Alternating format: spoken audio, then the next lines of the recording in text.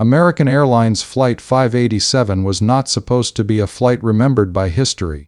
It was meant to be one of countless daily journeys linking New York to the Dominican Republic, a lifeline for families, workers, and travelers who crossed between these two places. But the circumstances of its timing, its passengers, and the city in which it took off gave the story of Flight 587 a weight unlike any other. To understand the tragedy, one must first understand the moment in history in which it happened, the lives it carried, and the atmosphere of fear, grief, and fragility that surrounded New York in November 2001. The morning of November 12, 2001, was clear but tense in New York City. Just 2 months earlier, the skyline had been forever altered by the collapse of the Twin Towers. The nation was still trembling, its people still reeling from the deadliest terrorist attack in American history. Security across airports had been tightened, military jets patrolled the skies, and the American public lived under a constant reminder that the familiar rhythms of daily life had been broken. Boarding a plane in those days was no longer a routine act. It was shadowed by unease, by memories of the hijackings, and by the faces of thousands of innocent lives lost in September. In this atmosphere of mourning and nervousness, the passengers of Flight 587 carried with them both hope and heartbreak. The route from John F. Kennedy International Airport to Santo Domingo was not just another airline connection. For the Dominican community of New York, it was a bridge between two worlds. Many of those who boarded the Airbus A300s that morning were Dominican Americans, mothers, fathers, children, grandparents, families returning home, visiting loved ones, or setting out to reconnect with their roots. The Dominican Republic and New York shared a deep bond, and this flight symbolized that connection. For some, it was a trip of celebration. For others, a return after years of hard work in the United States. For still others, it was the first time their children would meet family waiting back in the Caribbean. The aircraft, packed with 260 people including 9 crew members, was more than a machine in the sky. It was a vessel of stories, dreams, and reunions. For New York itself, the morning represented fragile progress.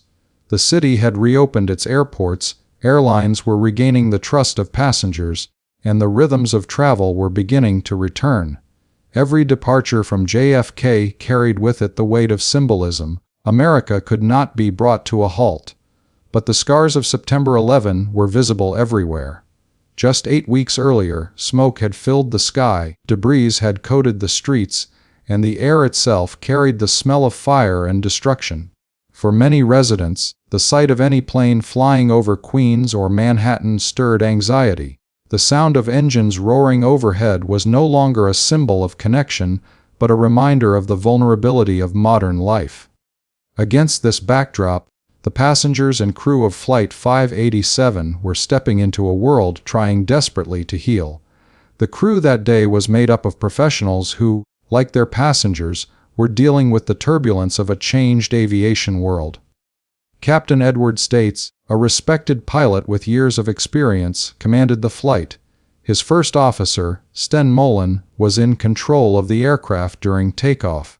The flight attendants on board were seasoned professionals, many of them familiar with the JFK Santo Domingo route, who welcomed their passengers with the warmth expected of a journey that often felt like a family flight. These were people dedicated to their craft, aware of the recent tragedies, but committed to ensuring their passengers felt safe, even in a time when confidence in the skies was fragile. The timing of the flight added another dimension to its story.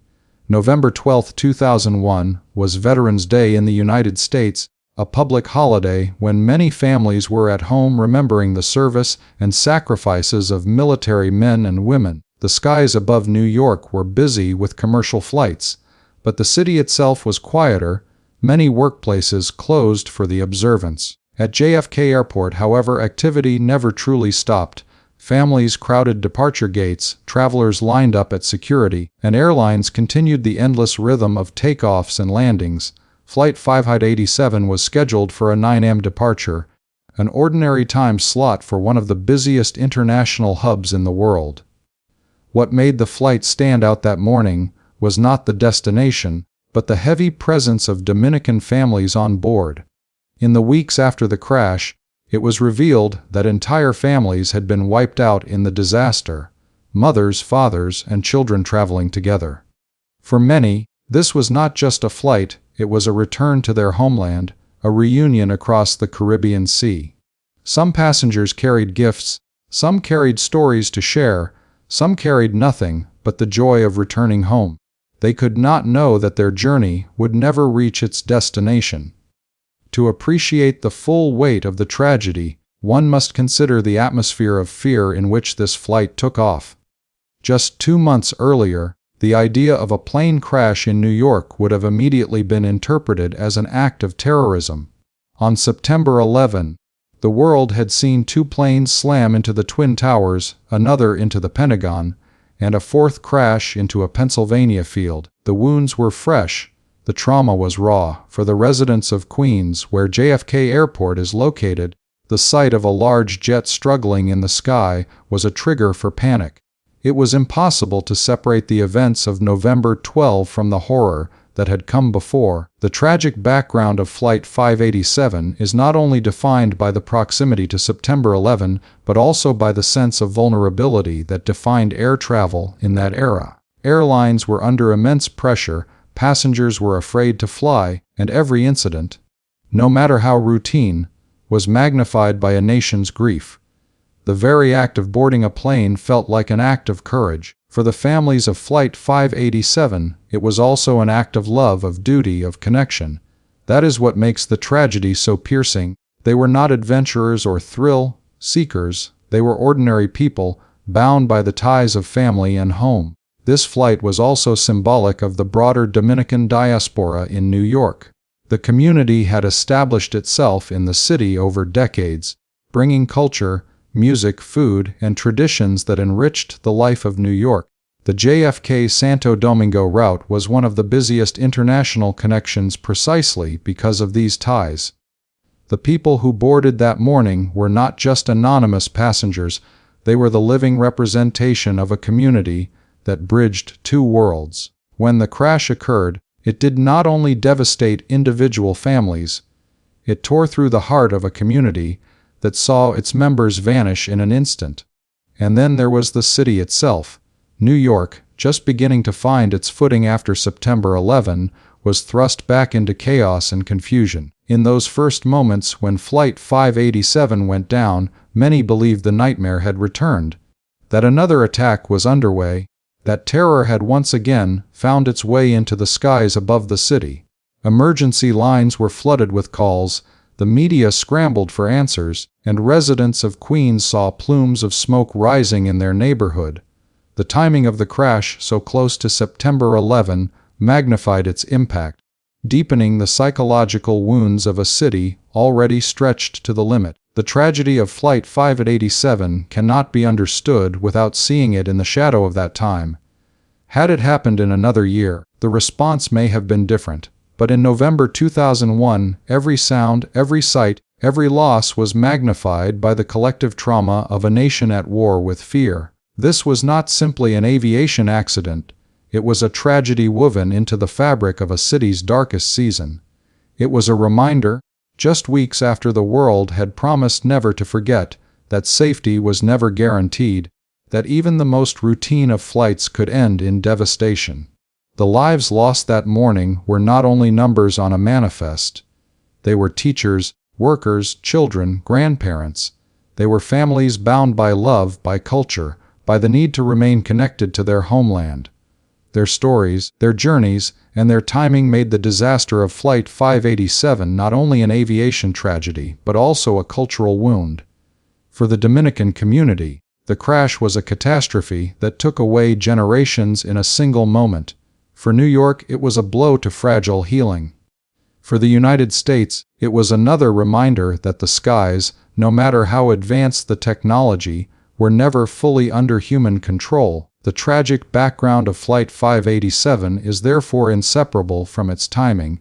It was a flight that took off in an era of fear, filled with families seeking comfort, traveling between 2 homes.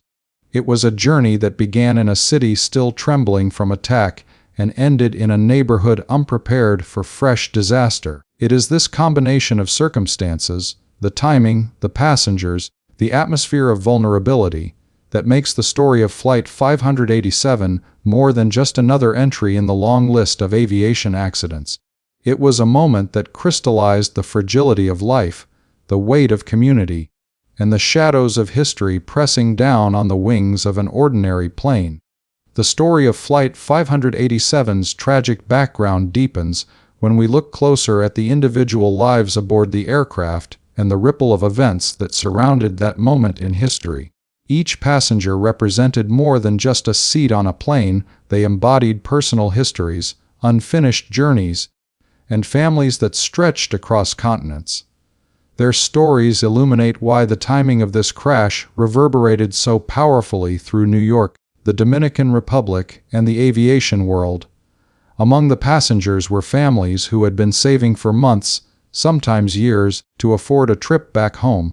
For many immigrants, flying between the United States and the Dominican Republic was not just travel. It was an emotional necessity. It allowed them to maintain ties with their birthplace, to reconnect children with grandparents, to attend weddings, funerals, or family milestones. On Flight 587 that morning were children eager to see cousins they had only heard about, grandparents who had left behind younger siblings decades earlier, and parents who carried gifts meant to light up the eyes of those waiting in Santo Domingo. That dimension of love and connection transformed the plane into a tapestry of interwoven destinies. The Dominican diaspora in New York was particularly shaken by this tragedy because of its sheer concentration on that flight. For the community, the route from JFK to Santo Domingo was more than an airline schedule. It was a lifeline between two worlds. The Dominican Republic had long sent waves of migrants to New York City, many settling in neighborhoods like Washington Heights, the Bronx, and Queens. They built restaurants, bodegas, music shops, and thriving cultural hubs that brought the island's rhythm into the heart of the city. And yet, their ties to home remained unbreakable. Each return trip carried with it the joy of cultural reconnection and the sorrow of distance endured. When Flight 587 fell from the sky, it was as if an entire bridge between the two worlds collapsed with it. This deep cultural wound was compounded by the timing.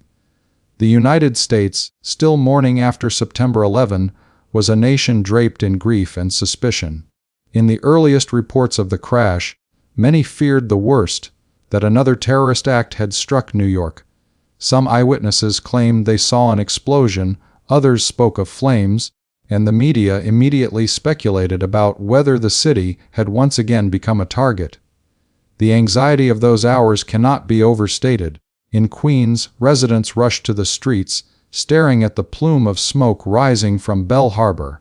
For many, the sight of falling debris, the sound of destruction, and the smell of burning homes felt like reliving September all over again. It is in this psychological context that the tragedy becomes clearer. Flight 587 was not just a plane crash, it was a trigger for unresolved trauma, a cruel echo of a nightmare that had barely begun to heal. The people of New York, already stretched thin by grief, now faced another disaster, one that killed hundreds more and set houses ablaze in a quiet neighborhood. For days, confusion reigned as officials worked to confirm that the crash was not an act of terrorism. The reassurance did little to ease the suffering of the families left behind. Yet even without terrorism, the timing itself gave the disaster symbolic weight. In November 2001, the United States was entering wars abroad, tightening security at home, and grappling with the fragility of its systems. The crash of Flight 587 underscored the vulnerability of modern life, showing that tragedy could strike without warning, without malice, and without reason beyond human error and mechanical stress. For the public, already battered by loss, this new blow seemed unbearable. For the Dominican community, it was catastrophic. Entire families perished in the crash, leaving neighborhoods in New York with empty houses and communities with gaping wounds. In Washington Heights, vigils filled the streets as candles were lit for dozens of victims who had lived within a few blocks of one another. Schools lost students, Workplaces lost colleagues, churches lost congregants. The crash was not a distant tragedy. It was personal, immediate, and visible in the faces of neighbors. The Dominican Republic, too, plunged into mourning. Radio stations played solemn music, government leaders expressed condolences, and families gathered in Santo Domingo to await news of loved ones they would never see again. The timing of the flight also reflected the resilience of those who chose to travel despite fear. Many passengers boarded that morning in defiance of the unease that gripped air travel after September 11. They believed in moving forward, in continuing the rhythm of life, in not letting fear dictate their choices. That act of normalcy was powerful. Ordinary people choosing to fly, to reunite, to live their lives. It makes the loss even more profound, for it shows how vulnerable courage can be. The Airbus A300 carrying Flight 587 was not just a machine, it was a symbol of trust in technology and in human skill.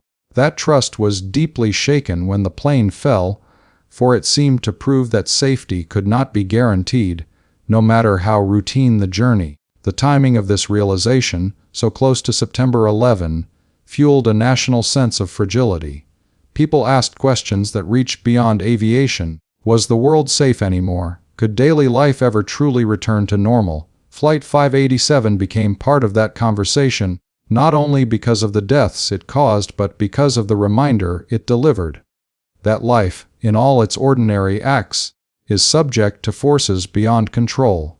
The background of the crash is also colored by the community of Bell Harbor, where the plane went down. Bell Harbor was a quiet, middle-class neighborhood in Queens, home to many firefighters and police officers. In September 2001, that community had already suffered immense losses, as many first responders from the area died in the Twin Towers. Just 2 months later, Flight 587 tore into its streets, destroying homes and killing residents. For Bell Harbor, the tragedy was layered upon tragedy, compounding grief with fresh destruction.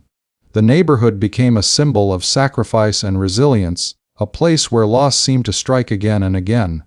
To fully understand the tragic background of Flight 587, one must recognize the convergence of factors: a vulnerable city, a grieving nation, a community bound by cultural ties, and a neighborhood already scarred by sacrifice. These elements together made the crash not just another aviation disaster, but a cultural and historical wound. It was as if fate had conspired to strike at the very heart of communities already struggling to stand tall. The aftermath revealed how deeply the timing mattered. News outlets across the world framed the story through the lens of September 11. Headlines spoke of another disaster in New York, terror feared, tragedy confirmed, and Dominican community devastated. The repetition of grief amplified the sorrow. For families who had lost relatives in September, the crash was another reminder that safety was fleeting. For those who lost loved ones on Flight 587, it was as if their grief was overshadowed, forced into the larger narrative of a city's trauma. This, too, was part of the tragedy. The timing made the disaster inseparable from September 11, yet the victims of Flight 587 deserved recognition in their own right, not merely as footnotes to another catastrophe. Time has not dulled the significance of the moment. Each year, families gather at memorials, reading the names of loved ones lost in the crash. Their grief is unique, tied not only to the accident itself, but to the historical moment in which it occurred. They mourn the individuals, the families, the children who never grew up, but they also mourn the world as it was, the world that seemed to unravel in those months of 2001. Flight 587's background is thus a story not only of aviation but of collective human experience. In the years since, the crash has been studied, analyzed, and explained in technical terms. But beyond the black box data and the engineering diagrams lies the emotional truth. The timing of the flight placed it within one of the darkest chapters of American history. Its victims were ordinary people whose lives intersected with extraordinary circumstances. Their deaths added another layer of pain to a nation already on its knees. And in that layering of grief, we see the tragic background that defines Flight 587, not just as a crash, but as a symbol of the vulnerability of human life in the face of history's storms. The tragic background of Flight 587 was never just about what happened in the sky. It was about who was on board when it happened, and how the world around them received the news. It was about families broken apart in a single instant, a community left hollowed by loss, and a city forced to relive its nightmares.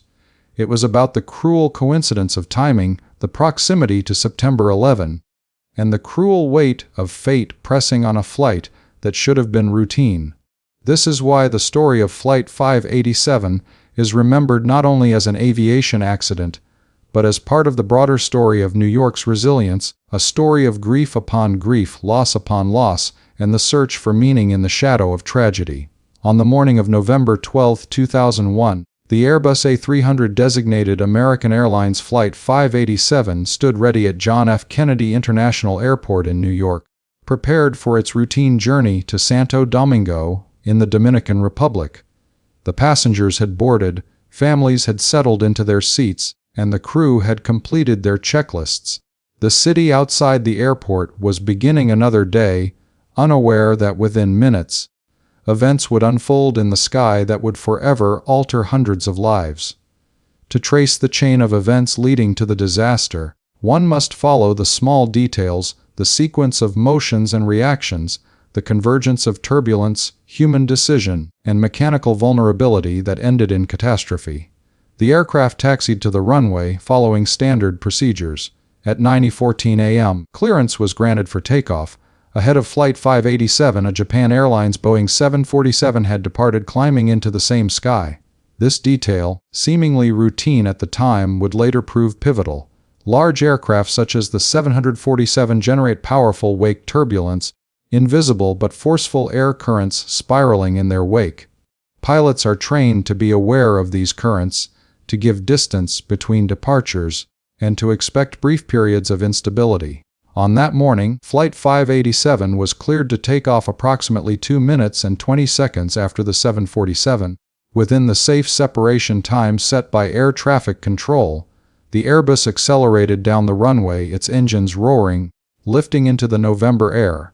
In the cockpit, First Officer Sten Mullen held the controls. Captain Edward States sat beside him, monitoring, as was routine during takeoff. At first, the climb was steady, uneventful. The jet rose over the neighborhoods of Queens, engines carrying it smoothly into the sky. The passengers, many of them families bound for the Caribbean, likely relaxed in their seats, some gazing out windows at the city below, others preparing for the hours ahead. But within moments, the aircraft entered the wake turbulence left by the Japan Airlines 747. Wake turbulence is invisible, like a ghost in the sky. It manifests as swirling vortices trailing from the wingtips of large aircraft, creating rolling currents of disturbed air. When Flight 587 encountered these invisible whirlwinds, the aircraft shuddered. Passengers might have felt a slight jolt, like sudden bumps on an uneven road. In the cockpit, the first officer reacted quickly, applying rudder input to stabilize the plane. This, too, was routine. Pilots are trained to use the rudder to counteract unwanted rolling or yawing caused by turbulence. But here the chain of events took a fatal turn. The rudder of an aircraft is a powerful control surface mounted on the vertical stabilizer, the large fin-like structure at the tail. It is designed to make measured adjustments, not rapid swings. In response to the turbulence, Mullen applied a strong rudder input to one side.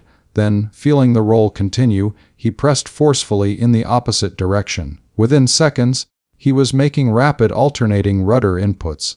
Full swings left, then right, then left again. These actions, recorded by the aircraft's black box, revealed the critical factor that doomed the flight. The Airbus A300's design allowed for significant rudder movement, but when used aggressively at high speeds, the aerodynamic forces magnified dramatically. Each swing of the rudder created powerful stress loads on the vertical stabilizer, loads far exceeding what the structure was built to endure. The turbulence itself was not unusual. Countless planes encounter such air currents and recover with little trouble. But the chain reaction of forceful rudder movements created a deadly amplification of stress. Within moments, the vertical stabilizer, the massive fin that keeps an aircraft stable, reached its breaking point. The structure was not weak, it was doing its job, but the repeated rapid rudder swings imposed alternating forces so strong that the tail simply could not hold. At approximately 9:16 a.m. with the plane climbing just above 2,500 feet, the vertical stabilizer tore away from the fuselage with explosive violence. Witnesses on the ground reported seeing parts of the plane breaking off. Others described hearing sharp cracks before the descent. For those inside the aircraft, the moment must have been chaos, the plane lurching, the sound of catastrophic failure, alarms blaring in the cockpit. The loss of the vertical stabilizer was fatal. Without it, the aircraft could not maintain directional stability. The Airbus yawed violently, the engines began to detach under the strain, and the aircraft pitched out of control. The pilots had no chance to recover. Their instruments must have exploded with warnings, but the forces tearing the jet apart were unstoppable. The engines, ripped from their mounts, fell into the streets of Queens below, crashing into buildings. The fuselage, powerless and unstable, descended rapidly. At 9:16 a.m., less than 2 minutes after encountering the turbulence, Flight 587 slammed into the Bell Harbor neighborhood of Queens.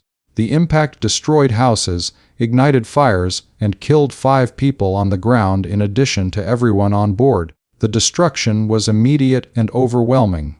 Residents described hearing an immense roar, followed by explosions as fuel ignited. Entire blocks were engulfed in flames. For the passengers and crew, the end came in seconds. The chain of events leading to this disaster is both swift and chilling in its simplicity.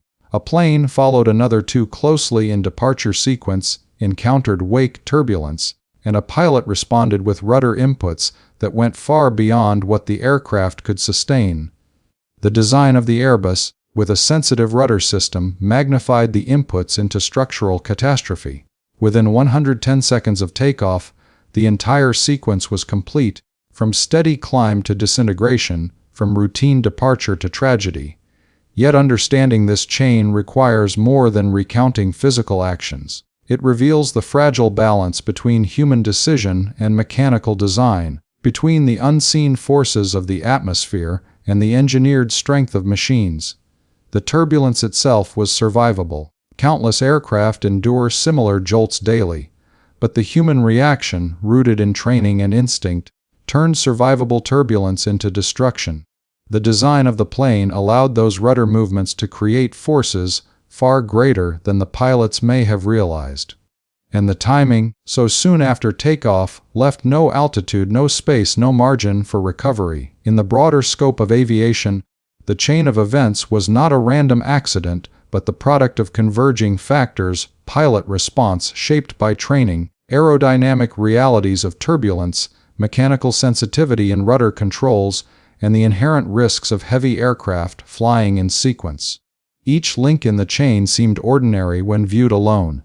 Planes depart within minutes of each other every day. Wake turbulence is encountered daily. Pilots use rudder inputs regularly. Aircraft are built to withstand immense stress. But in this case, these ordinary links connected into an extraordinary chain that snapped with catastrophic consequences. For the people of Queens, the chain of events mattered less than the result. What they saw was fire raining from the sky, engines smashing into houses, and a neighborhood transformed into a disaster zone. For investigators, however, the sequence was everything. They pored over black box data, reconstructed the tale, analyzed the forces involved, and interviewed pilots about their training. They discovered that the chain began not with a flaw in the plane alone, nor with a reckless pilot, but with a system of assumptions that had failed to anticipate such a scenario. And for the families of those aboard, the chain of events remains both merciless and incomprehensible. Their loved ones left home that morning expecting nothing more than an ordinary flight. They could never have imagined how quickly routine could become disaster. To them, the sequence is not measured in aerodynamic forces or rudder deflections, but in the stolen minutes of lives that ended in fire and wreckage.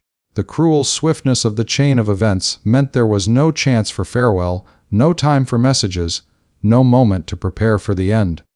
Thus, the story of Flight 587's final minutes is not simply about turbulence or rudder movements. It is about how a brief sequence of actions, occurring in less than 2 minutes, can determine the fate of hundreds. It is about how invisible air currents, human reflexes, and structural limits converged into tragedy. It is about how fragile the balance of flight can be when the chain of events slips beyond control. In the moments after Flight 587 broke apart in the sky, the devastation on the ground was only the visible end of a chain that had begun silently, invisibly the instant the aircraft entered the disturbed air behind the Japan Airlines 747. To understand the disaster fully, one must look at each link in that chain not only as a technical failure but as a human story, a sequence of ordinary actions that together formed something extraordinary and irreversible. When the first officer began applying rudder pressure, he was not acting irrationally. He was responding in line with his training, which had emphasized the importance of using rudder to counteract strong turbulence or wake effects. The black box data revealed that within seconds, his inputs reached full deflection. To the untrained eye, these movements might appear excessive, but in that cockpit, in those seconds of vibration and shaking, he may have believed he was fighting to keep control. His rapid alternations, left, then right, then left again, were not random. They were driven by the belief that counterforce would steady the jet. Yet each push amplified the stresses coursing through the vertical stabilizer, forces far beyond what anyone in the cockpit could sense in that moment. The Airbus A300 had a rudder system that magnified inputs with unusual sensitivity. The mechanics of this system meant that even moderate pedal movements could translate into powerful rudder swings at high speeds. Pilots were often unaware of just how much structural stress could be generated by rapid alternations. This sensitivity was not unique to Flight 587, but it remained largely invisible until the accident revealed the consequences. Thus, the chain of events was not only about turbulence and pilot reaction. It was about a gap between human perception and mechanical reality, a gap that on this morning became a chasm. The separation of the vertical stabilizer was the pivotal moment. When it broke away, the aircraft was stripped of its most critical stabilizing structure. In the space of a heartbeat, the plane transformed from a controllable machine to a tumbling mass of metal. The pilots may have attempted to adjust thrust, to regain some measure of control, but the violence of the yawing and rolling made it impossible. The engines, mounted beneath the wings, were not designed to withstand the twisting forces unleashed without the tail's counterbalance.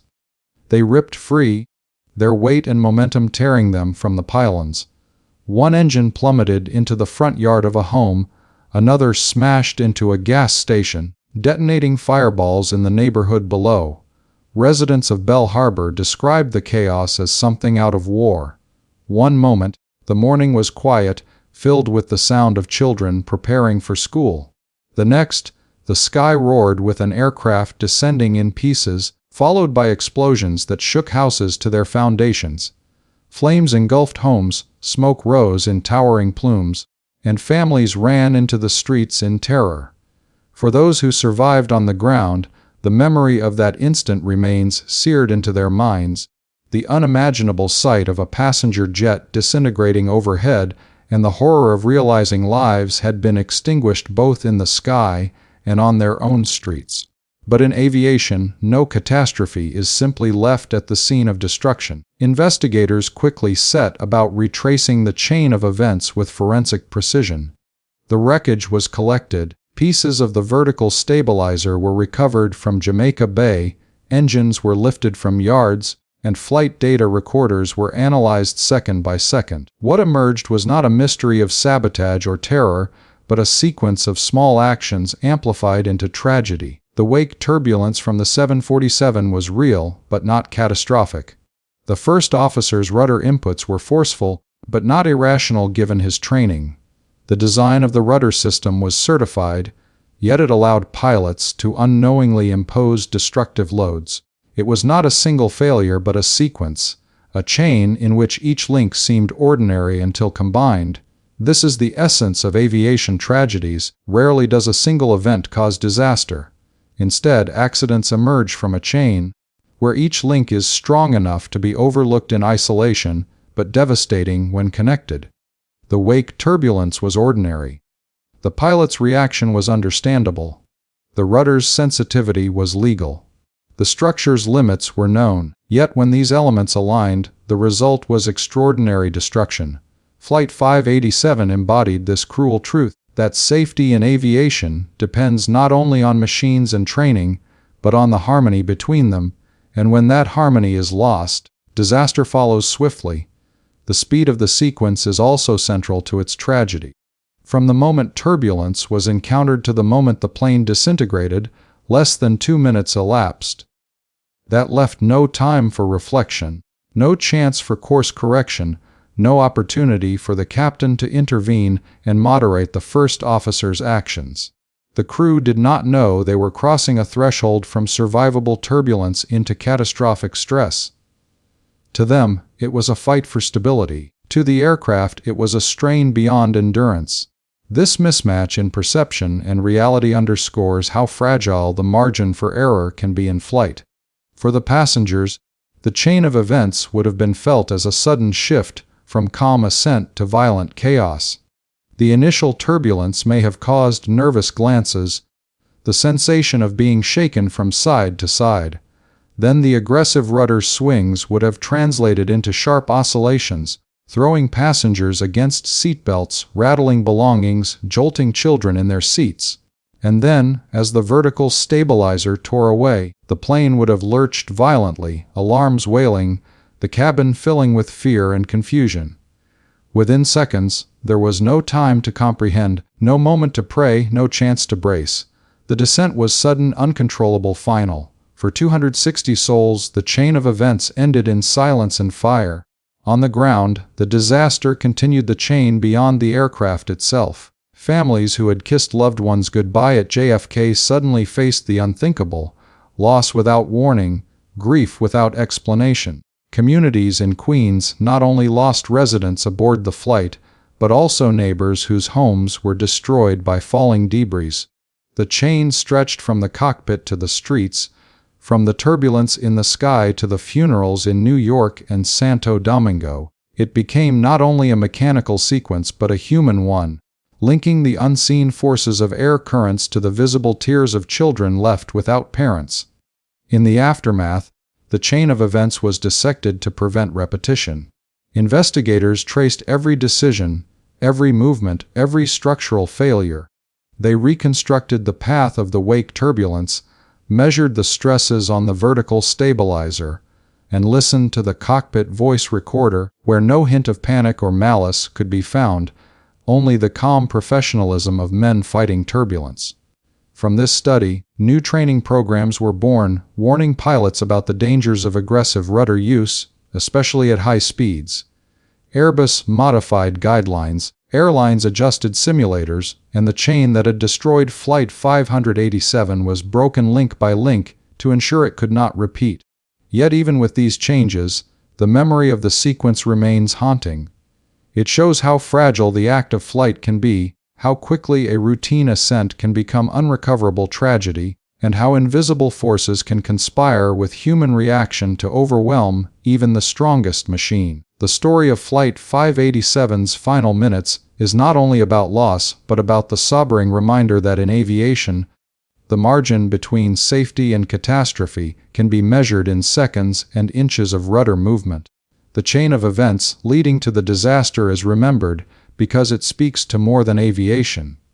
It speaks to the nature of tragedy itself. Rarely does one moment alone cause devastation.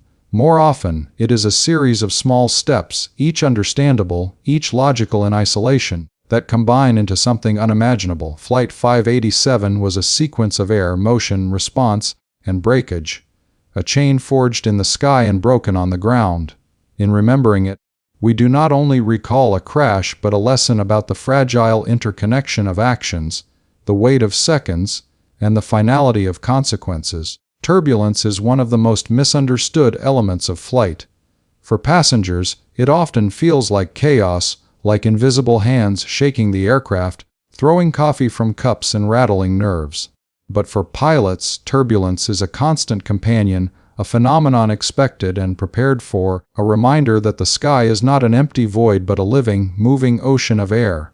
On the morning of November 12, 2001, turbulence played a crucial role in the unfolding of the tragedy of American Airlines Flight 587, not because it was extreme or unprecedented, but because of how the aircraft and its systems responded to it. The skies above New York that morning were not perfectly calm.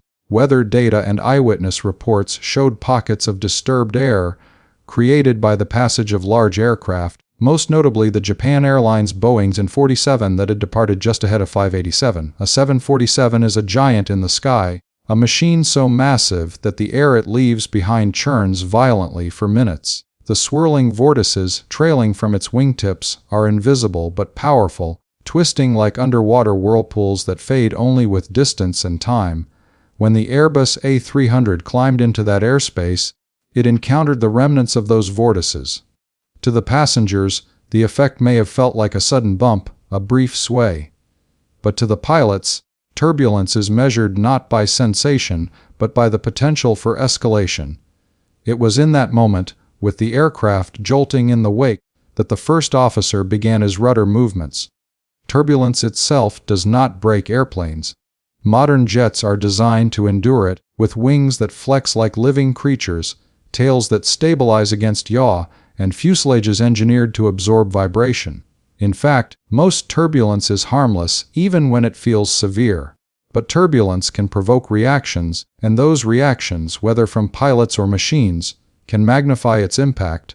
This was the silent danger lurking behind Flight 587. The mechanical response of the aircraft to pilot inputs was not intuitive, not proportional to human expectation. The rudder system of the Airbus A300 amplified small movements into powerful forces at high speed, forces that could rapidly exceed structural limits.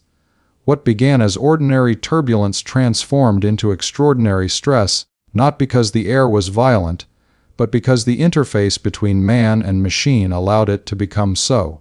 The vertical stabilizer, the tall fin at the rear of the aircraft, is designed to counteract yaw, the side-to-side motion of the nose. In smooth air, it provides balance, keeping the jet aligned like a weather vane.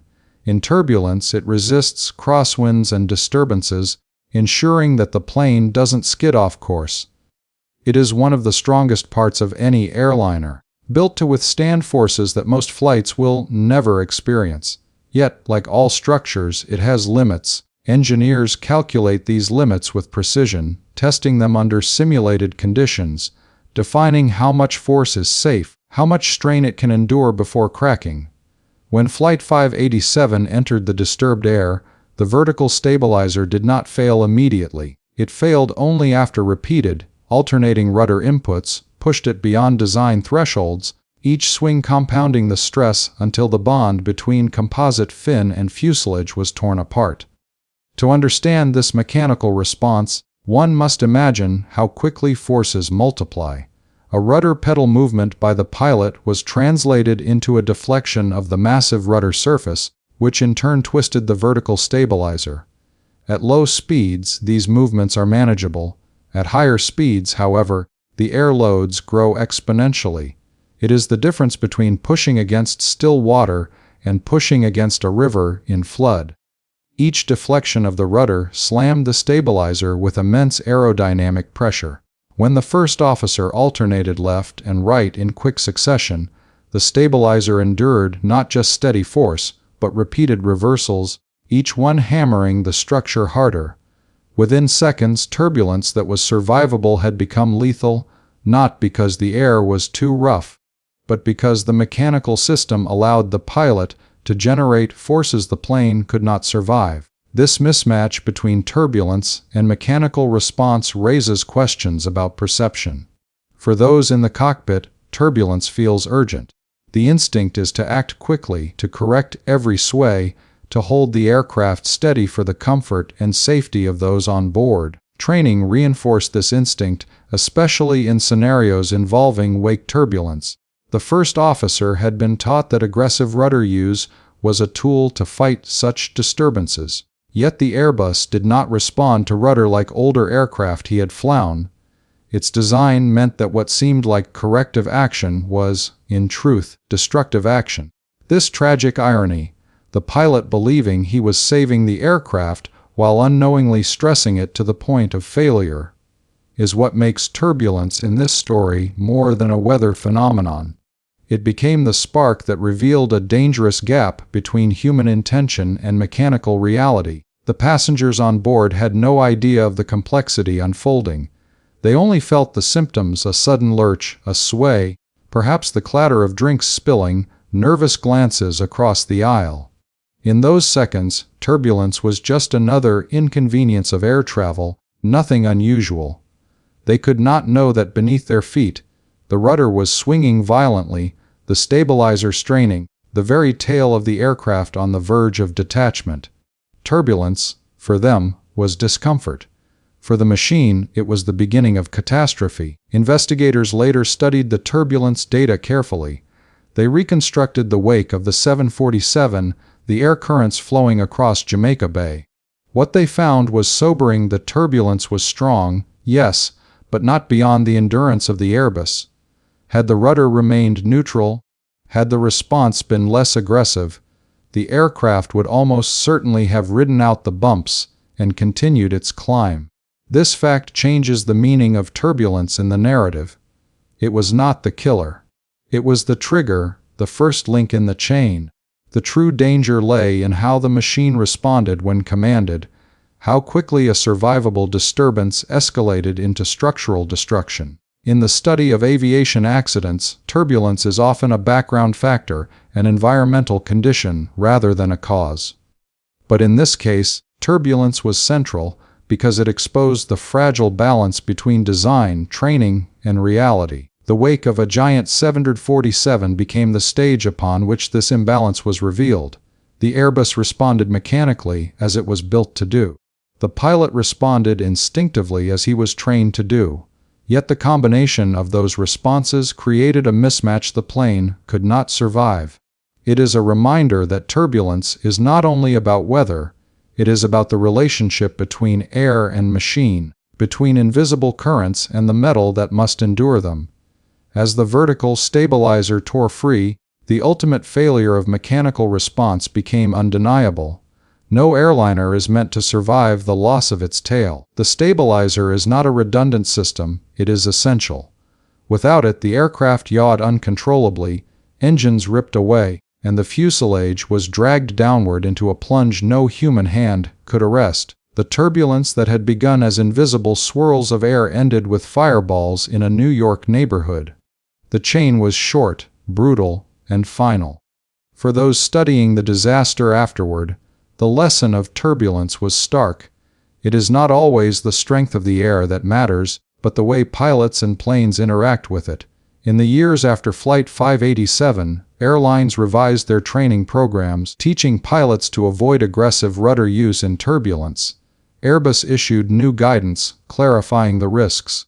Simulators were updated to replicate the dangers of overuse, showing pilots how quickly structural limits could be reached.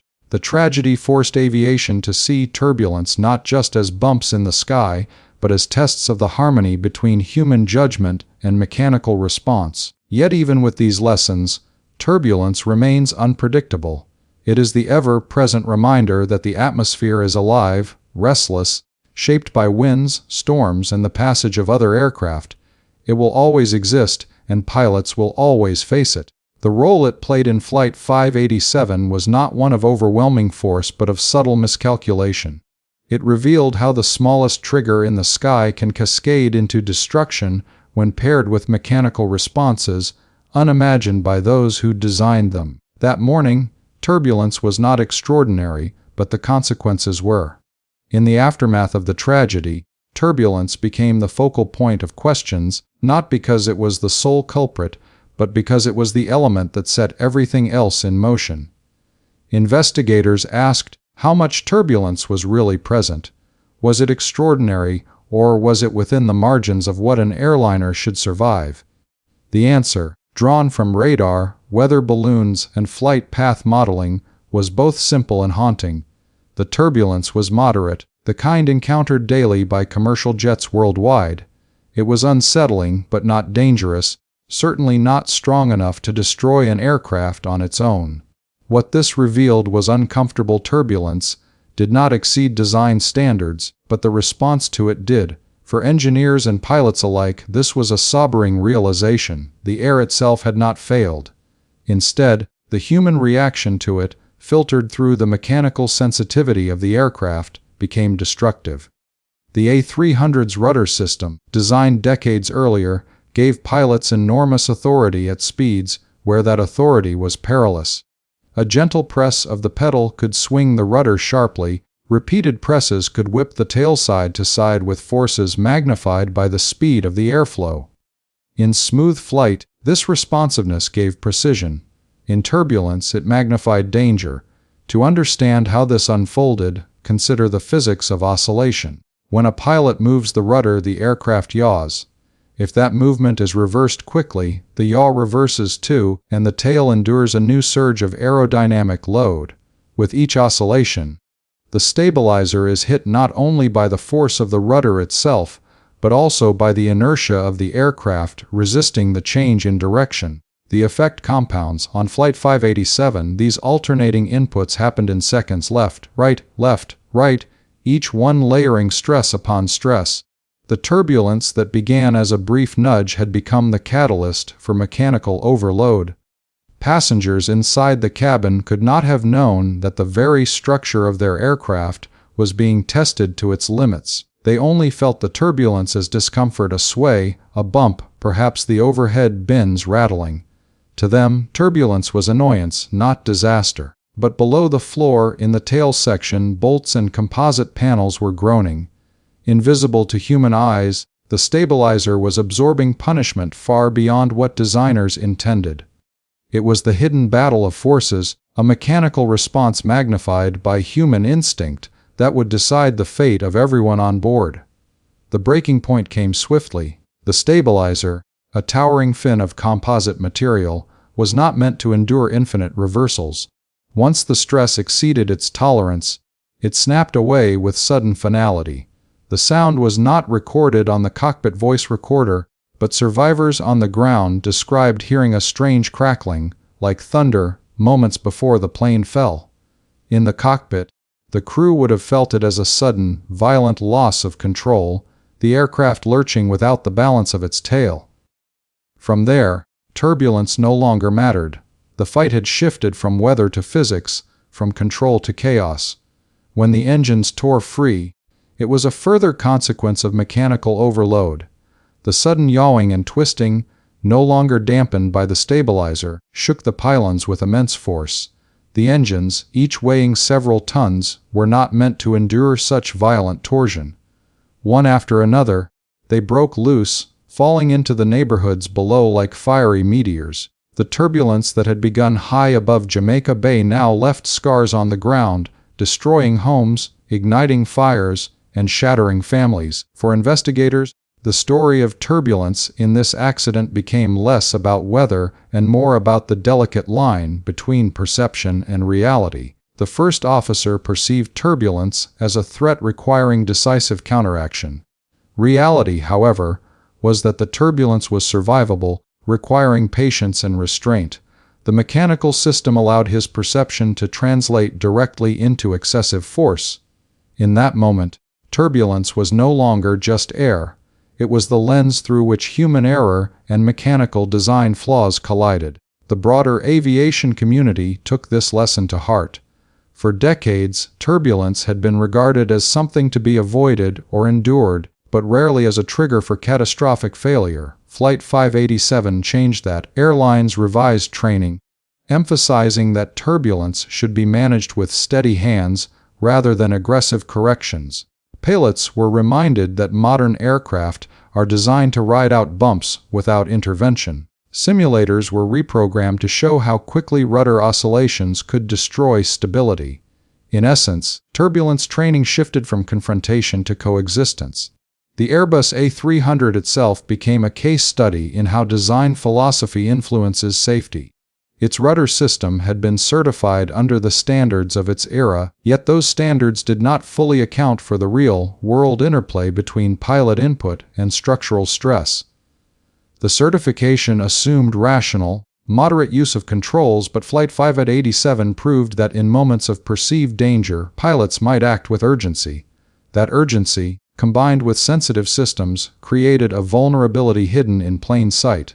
Thus, turbulence exposed not only the fragility of a single flight, but the blind spots of aviation's regulatory framework. For the families of those lost, turbulence became a word loaded with painful ambiguity. To hear that turbulence began the chain was to confront an unbearable truth. Something so ordinary, so common in aviation, had led to the destruction of their loved one's flight.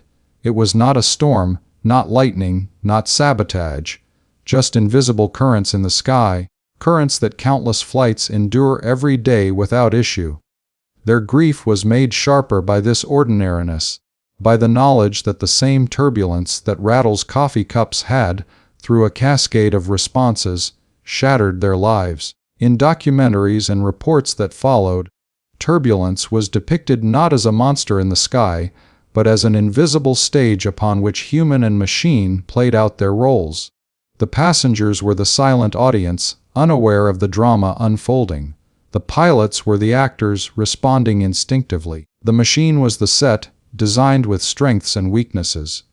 And turbulence was the unseen director, nudging events forward, shaping the pace, accelerating the climax. Without it, the play might never have begun. With it, tragedy became inevitable. Looking back, the role of turbulence in Flight 587 serves as both caution and metaphor. It reminds us that in aviation, as in life, external disturbances cannot always be controlled. What matters is how they are met, how systems and people respond. A bump in the sky is not destiny. It is the reaction to that bump, the way forces are absorbed or magnified, that decides outcomes. On that November morning, turbulence revealed the fragility of balance, the ease with which intention can diverge from safety, the speed with which ordinary air can become extraordinary disaster. Even today, pilots crossing the skies of New York pass through the same corridors where Flight 587 met its fate. They still encounter the wake of heavy aircraft, still ride through pockets of disturbed air. But they do so with new awareness, with training born of tragedy. They know that turbulence itself is rarely the enemy. It is the silent test of composure, the reminder that the sky is never still, that safety depends not only on engineering but on restraint. The role turbulence played in the story of Flight 587 is remembered not because it was extreme, but because it revealed how even the most ordinary forces, when amplified by human and mechanical response, can reshape lives in an instant. The story ends not with turbulence, but it begins there. A swirl of invisible air, a nudge against a climbing jet, a pilot's instinctive reaction, a machine's sensitive response. From these simple elements came destruction that scarred a city and echoed across aviation history. And so, turbulence remains in the memory of Flight 587 not as an overwhelming storm, but as a whisper that became a roar, an unseen hand that started a chain no one could stop. When Flight 587 came apart over Queens, the disaster did not end in the sky. It descended into a neighborhood where life was ordinary, where children were preparing for school, where families were cooking breakfast, where the rhythms of a New York morning unfolded in peaceful repetition. In an instant, that peace was destroyed. The falling aircraft, shedding engines and pieces of fuselage, turned quiet streets into scenes of chaos and fire. Bell Harbor, a community that had already suffered loss in the September 11 attacks just weeks earlier, became the unwilling witness to another tragedy from the sky. The crash site was unlike anything the city had seen. One of the engines tore through the roof of a house and lodged in a front yard, its metal body hissing with heat. Another engine plummeted into a nearby gas station, exploding in a fireball that sent thick black smoke spiraling into the sky. Houses were set ablaze, roofs caved in, windows shattered under the force of debris. For residents, the sound was deafening, a roar followed by explosions, screams, and the rush of neighbors fleeing their homes. Firefighters who arrived on scene described flames so intense they consumed entire blocks. The aircraft itself had plowed into the heart of the neighborhood, scattering wreckage and burning fuel across lawns and sidewalks. For the families in Queens, the impact was not only physical but emotional. This was a community where many residents were firefighters, police officers, and first responders. Only 2 months earlier, the neighborhood had buried sons, brothers, and fathers lost in the collapse of the Twin Towers. The grief was still fresh, the wounds still raw. Now, as sirens filled the air and smoke darkened the morning sky, they faced another calamity. Some residents lost their homes, some lost loved ones on the ground, and all were confronted with the horror of death raining from above. The sound of jet engines, once familiar and reassuring in a city of airports, became a source of fear. Onboard Flight 587, 260 souls were lost in an instant. Most were of Dominican heritage, families bound between New York and Santo Domingo. The flight was a bridge for them, a thread connecting two worlds. Entire family lines were altered that day. Parents lost children, children lost parents, siblings were left with an emptiness that no investigation or compensation could repair. The Dominican community in New York plunged into mourning, its grief spilling into vigils, church services, and candlelit gatherings. In Washington Heights, home to many of the passengers, streets filled with weeping families clutching photographs, demanding answers, and struggling with the unbearable truth that ordinary lives had been erased in moments. In Queens, the human toll was both immediate and long-lasting. Residents carried the trauma of what they saw and heard.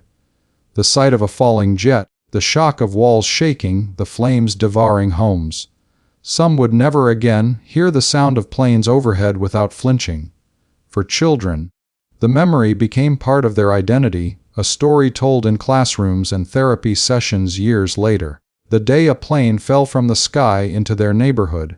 Even those who survived unscathed physically carried scars, a constant reminder of how fragile normal life can be.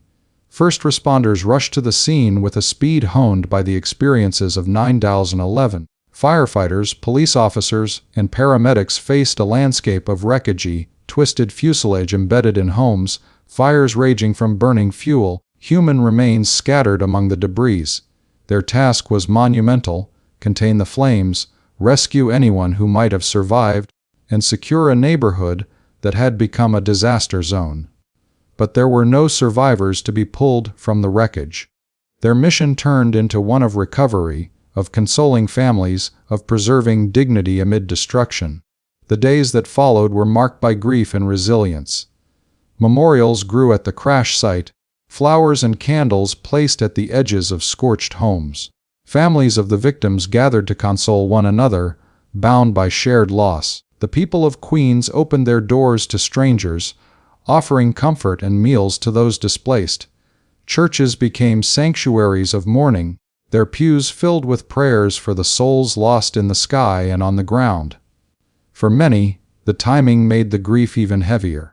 Just 2 months after New York had endured the deadliest attack in its history, here was another tragedy, another reminder of mortality and fragility, another wound in a city still healing. The psychological impact lingered far beyond the days of fire and smoke.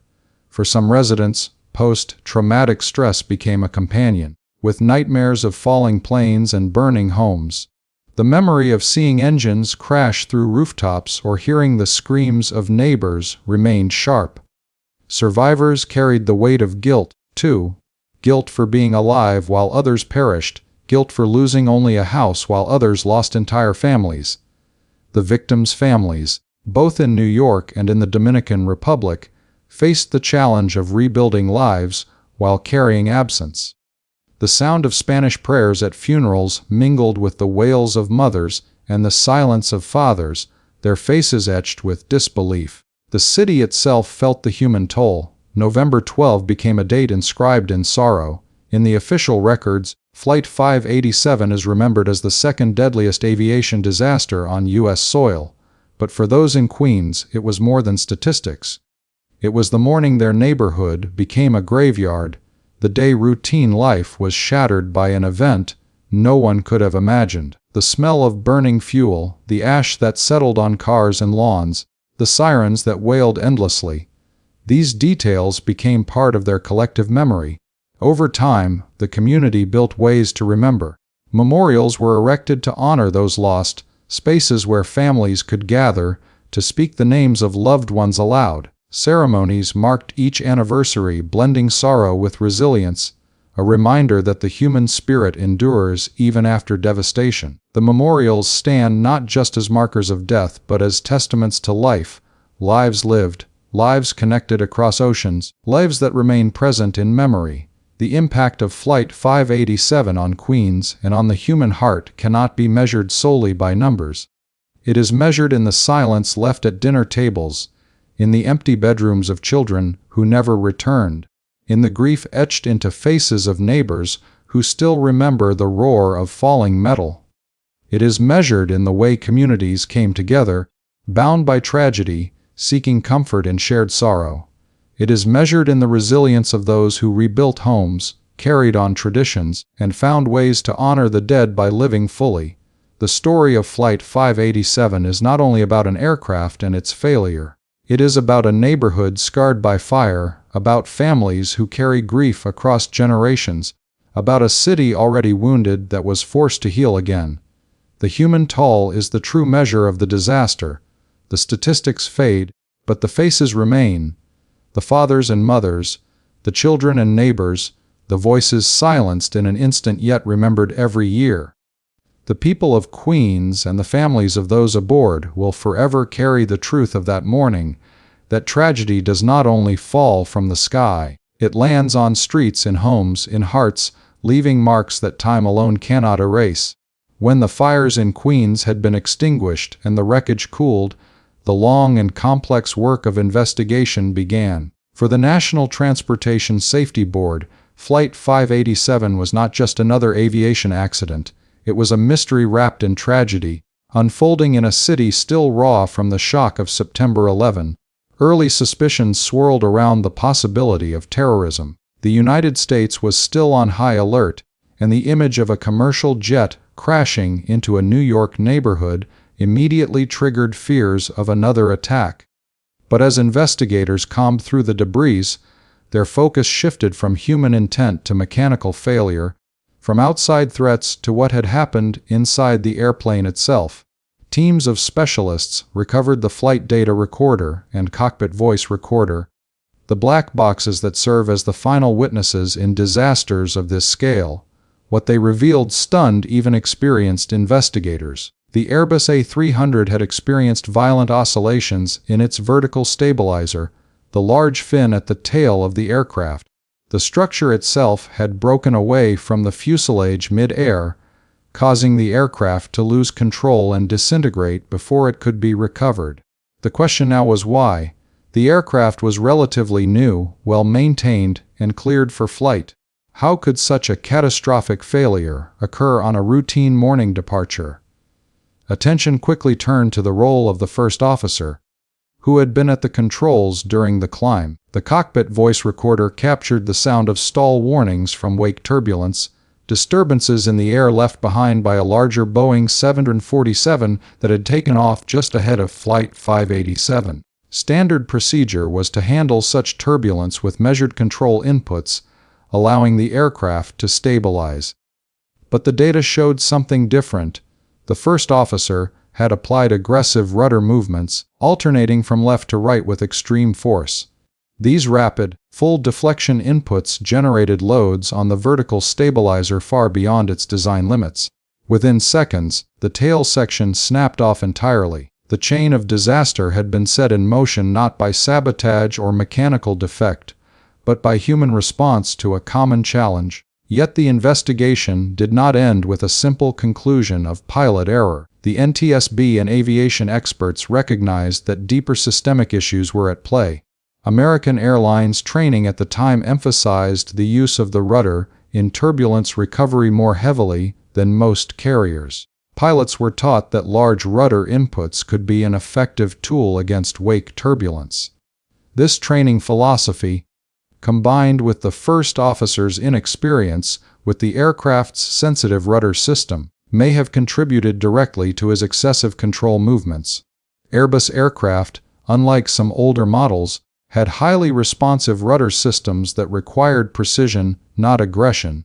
The mismatch between training and design created a hidden vulnerability that only revealed itself in the most tragic circumstances. The structural design of the Airbus also came under scrutiny. The tail of the A300 was constructed from composite materials, lighter and stronger in theory than traditional aluminum. While composites had been tested and proven in aviation, some wondered whether they behaved differently under extreme stress. Did the rudder system allow too much authority, giving pilots the ability to overstress the airframe?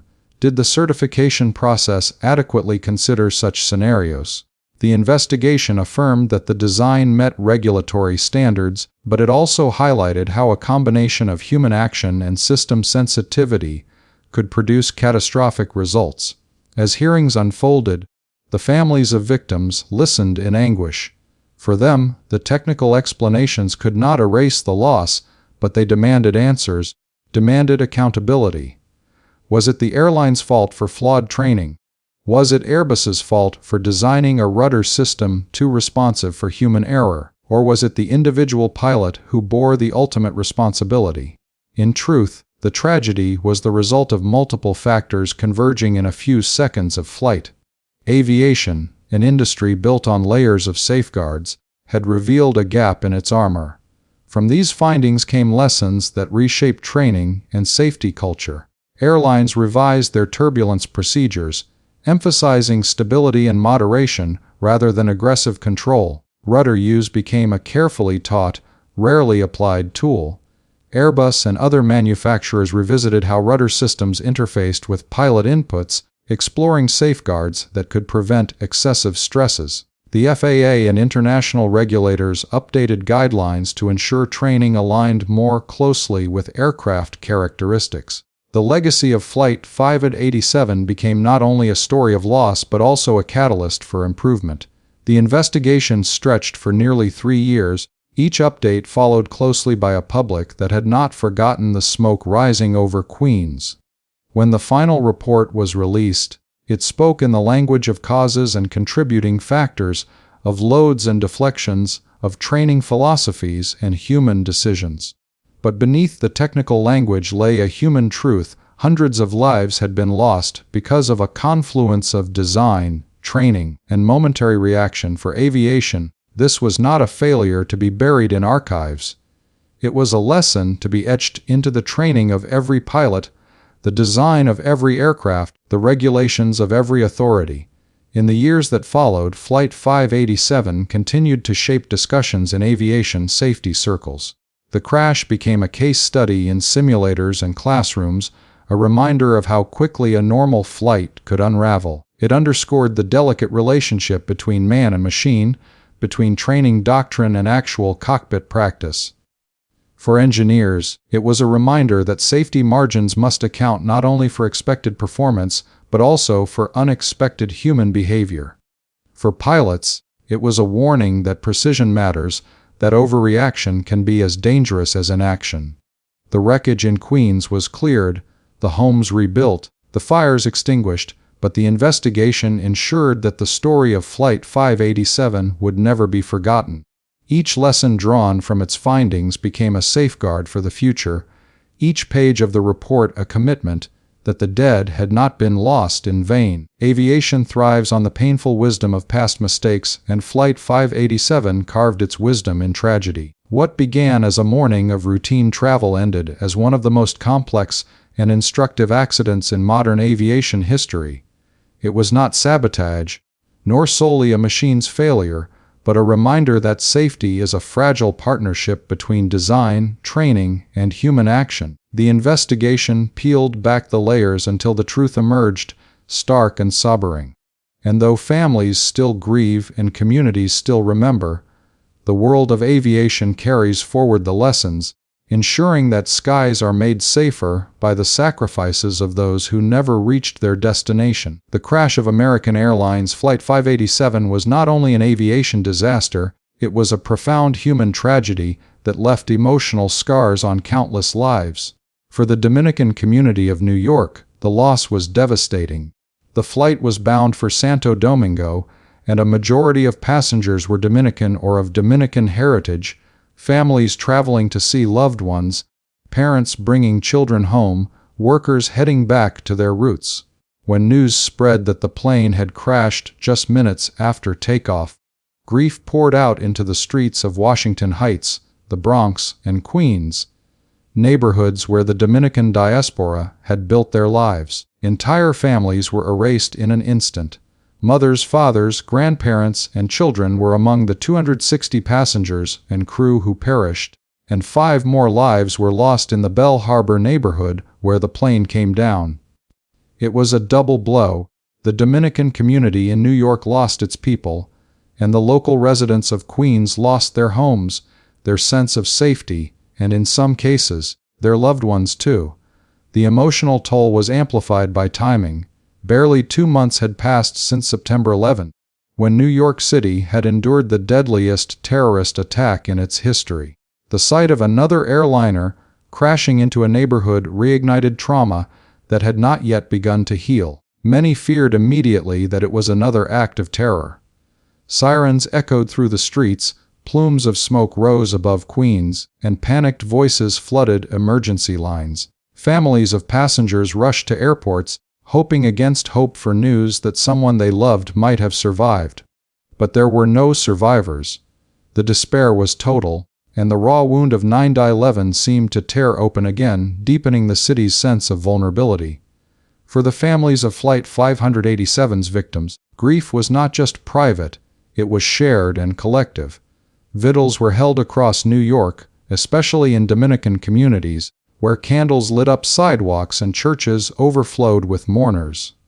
The Dominican Republic itself fell into mourning, national flags flew at half-mast, and television channels broadcast tributes to those lost. The tragedy linked 2 homelands, New York and Santo Domingo, in a chain of sorrow. For many, it was not only the loss of family, but also the loss of cultural connection. The people on board represented the heart of a community that traveled back and forth across the Caribbean, weaving together lives on both sides of the ocean. In Queens, the emotional weight was equally heavy. Bell Harbor was a close-knit neighborhood, and suddenly it had become the site of unimaginable destruction. Homes were destroyed when the aircraft's engines and debris slammed into the streets. Fires burned through living rooms, and families were forced to flee as chaos engulfed their block.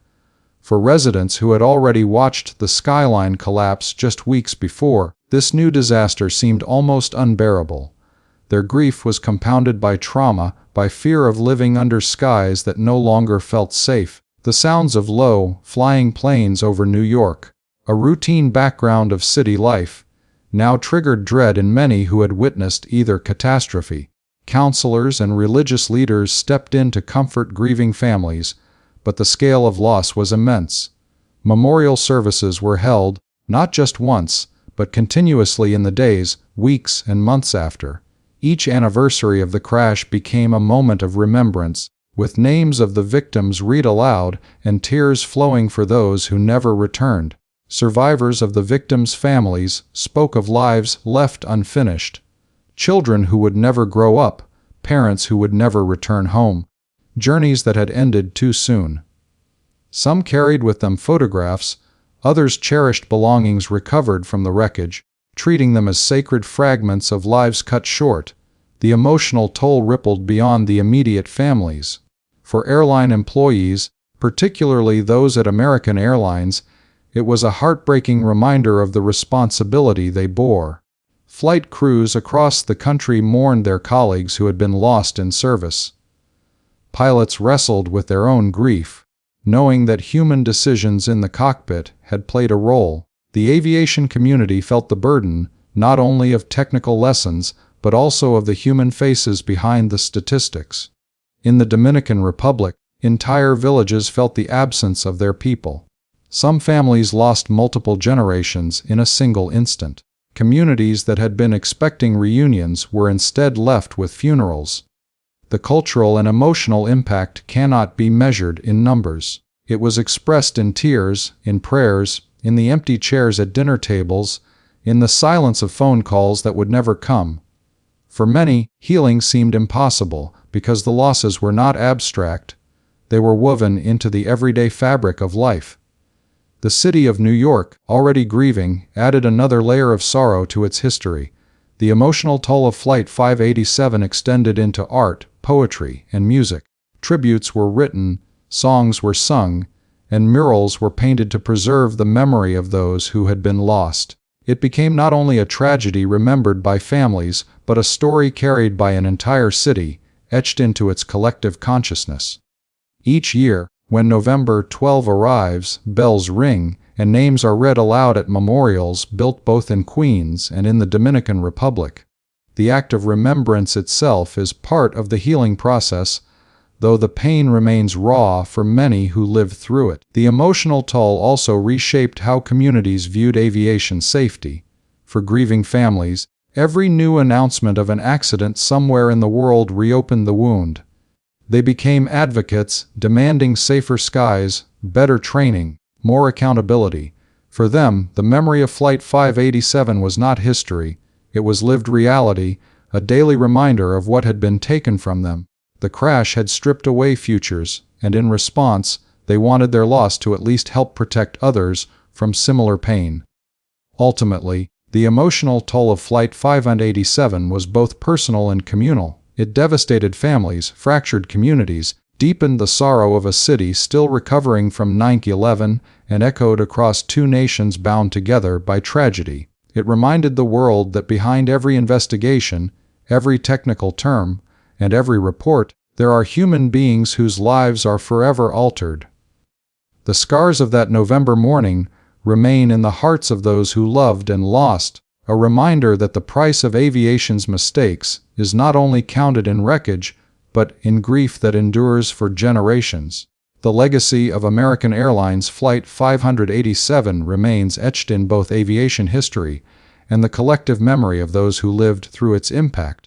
Though the accident unfolded in just a few short minutes, its consequences continue to ripple decades later, shaping safety practices, cultural memory, and the ways in which communities remember their losses. For aviation, Flight 587 became a pivotal case study, demonstrating how human factors, training philosophies, and aircraft design can interact in unexpected ways. The lessons learned went far beyond the technical explanations, leaving behind a legacy of change that made the skies safer. In training programs across the world, Flight 587 became a cautionary tale. Pilots now learn not just about wake turbulence, but also about the limits of control inputs and the dangers of overreaction.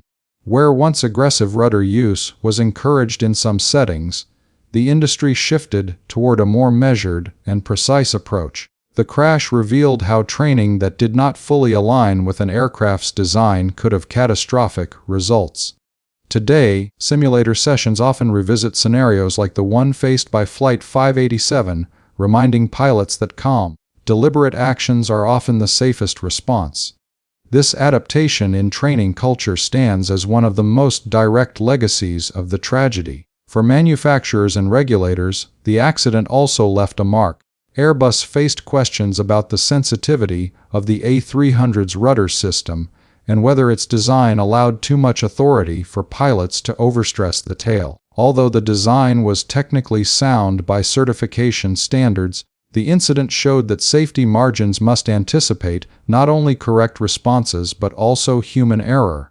Regulators around the world took these lessons seriously, revising standards and guidance to ensure that training matched aircraft characteristics. This dual approach, technical safeguards and human-centered training, emerged directly from the legacy of Flight 587. Yet the legacy extends beyond the technical.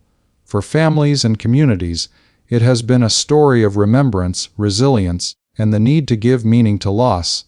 Every November 12th, memorial ceremonies are held both in New York and in the Dominican Republic, Names of the victims are read aloud, flowers are laid, and tears are shed as families come together to honor loved ones. These rituals serve as both remembrance and resistance. Resistance against forgetting, against allowing the victims to fade into statistics. The Flight 587 Memorial in Queens, carved with the names of all those who perished, stands as a physical reminder that their lives mattered and that their stories endure. For the Dominican community, the legacy has been deeply cultural. The flight was a bridge between New York and Santo Domingo, carrying parents, children, workers, and entire families back and forth across the ocean.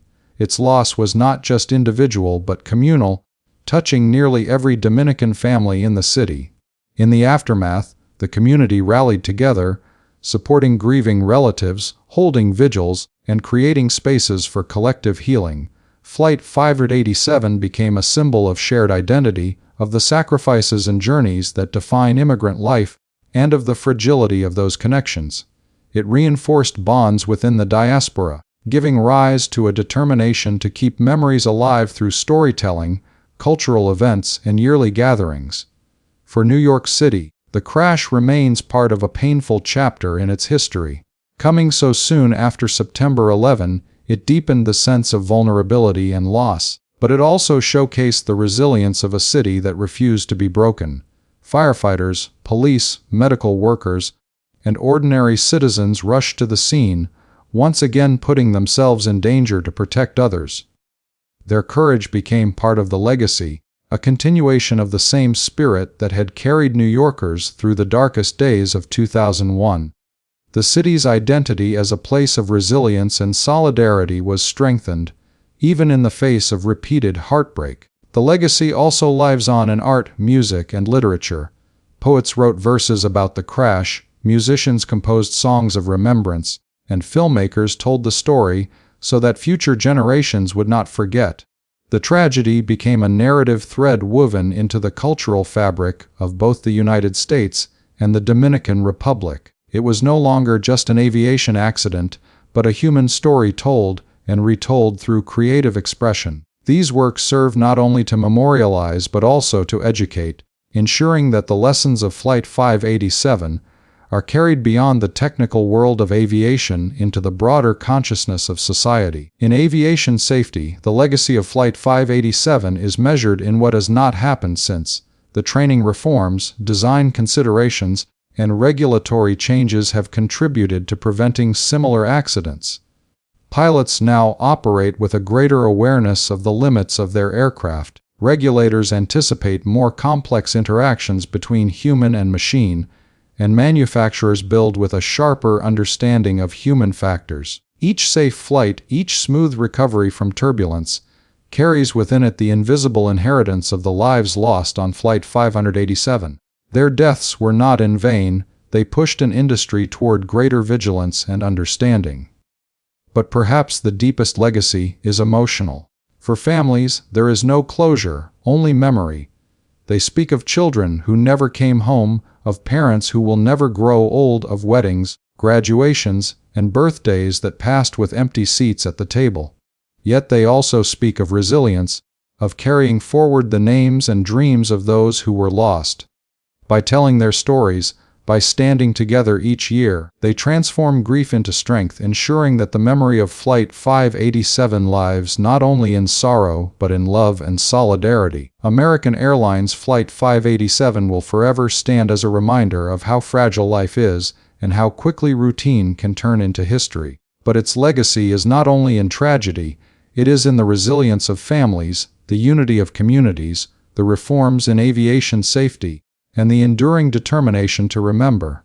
It is in the memorial stones in Queens, in the prayers whispered in Santo Domingo, in the textbooks of aviation schools, and in the quiet resilience of those who lived through the aftermath.